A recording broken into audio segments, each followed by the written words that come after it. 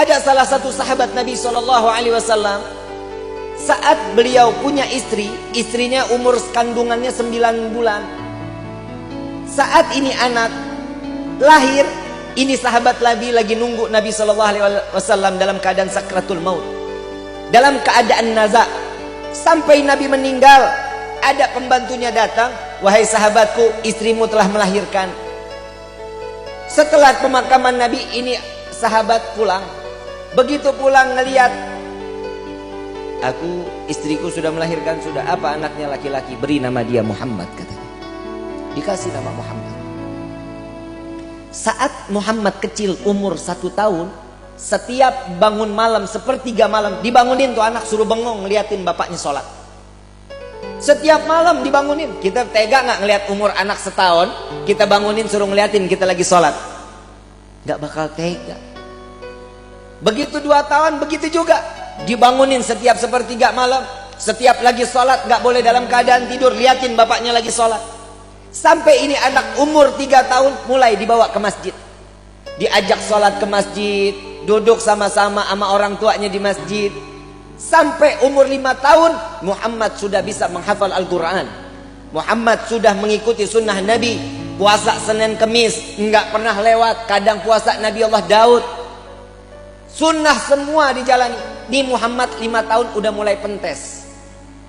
Mulai nih, Muhammad udah mulai nanya-nanya banyak sama ayahnya. "Wahai ayahku, dari kemarin aku nih dididik sama dirimu, dalam keadaan ini harus sunnah. Apa sunnah ini? Sunnah ini apa yang diajarkan oleh Nabi, itu yang kita jalani." Siapa Nabi itu? Nabi Muhammad SAW. Dia yang mana orangnya? Dibawalah si Muhammad kecil datang ke makam Nabi SAW. Inilah Nabi Muhammad. Dia telah meninggal dunia, iya. Tapi kenapa ajarannya harus terus kita jalani? Karena ajarannya yang bisa membawa kita saat dimana kita di sirat dapat masuk ke dalam surganya Allah. Mulai Muhammad faham, makin cinta. Bagaimana caranya ingin berjumpa dengan Nabi Muhammad? Maka timbulkan rasa cintamu kepada Nabi SAW. Ikutin, baca sholawat terus, dia sunnahnya, wajibnya terus dijalani. Sampai satu saat ayahnya nanya, "Ya Muhammad, sudah belum mimpi Nabi?" "Belum." "Berarti engkau belum cinta kepada Nabi."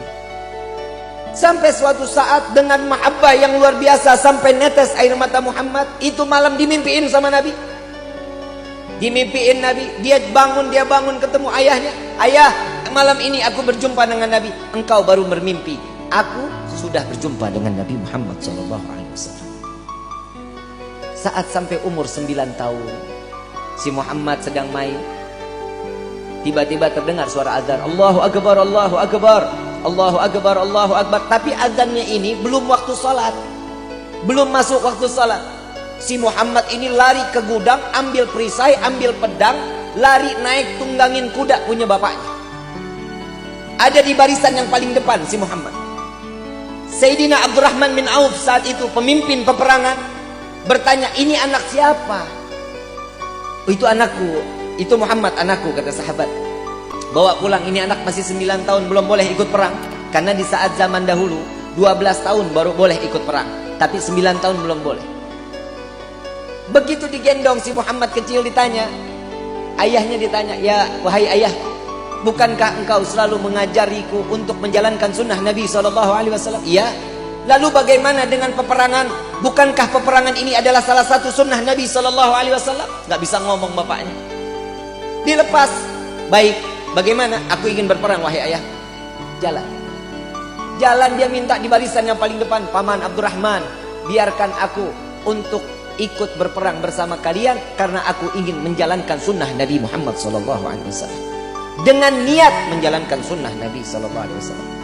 Di dalam riwayat, berkecamuklah peperangan tersebut. Muhammad dapat menebas kepala orang-orang musyrik saat itu 70 orang. Mati di tangan Muhammad. Ditebas lehernya. Dan di dalam riwayat ada 120 musyrik habis dimatikan oleh Muhammad kecil. Saat setelah peperangan usai, dilihatlah mujahid-mujahid. Orang-orang yang mati syahid dibuka satu persatu. Si bapak ini lagi nungguin Muhammad mana nih, nggak datang-datang. Soalnya dia barisan paling depan dan dia berlari paling kencang paling ke depan. Saat terakhir dia lihat Muhammad kecil, nggak taunya. Di dalam riwayat tersebut Muhammad dalam keadaan terdapat anak panah 180 anak panah melesat ke jasad Muhammad. Kepala sudah tinggal dengan kulitnya, kuping sudah nggak ada, tangan sudah nggak ada, habis Muhammad mati dalam keadaan yang cukup parah saat itu. Namun ayah dari Muhammad kecil tertawa melihat Muhammad. Sahabat bertanya, wahai sahabatku, apakah kau gila? Kau melihat sahabat engkau menangis, engkau melihat anakmu tertawa. Aku melihat sahabatku, mereka adalah penghuni surga. Aku merasakan bagaimana saat aku kelak di yaumil qiyamah, akankah aku berkumpul dengan saudara-saudaraku dan sahabat-sahabatku. Jika aku melihat anak aku tertawa, aku melihat dia sedang bermain dengan baginda Nabi Muhammad sallallahu alaihi wasallam. Ingat Bu, Pak, anak itu fitnah. Anak fitnah dunia, anak itu fitnah akhirat. Bagaimana sepak terjang seorang anak tergantung bagaimana orang tuanya. Jika orang tuanya baik beribadah kepada Allah, ini anak spontan pasti bakal ibadah kepada Allah. Jika orang tua jauh daripada Allah, siap-siap anaknya pun akan jauh dari Allah. Kalau kata pepatah bahasa, buah nggak jauh jatuhnya dari pohonnya. Betul? Betul? Kalau jauh berarti dia kebawa sama aliran sungai. Betul? Nah sekarang bagaimana sikap kita untuk nasehatin anak?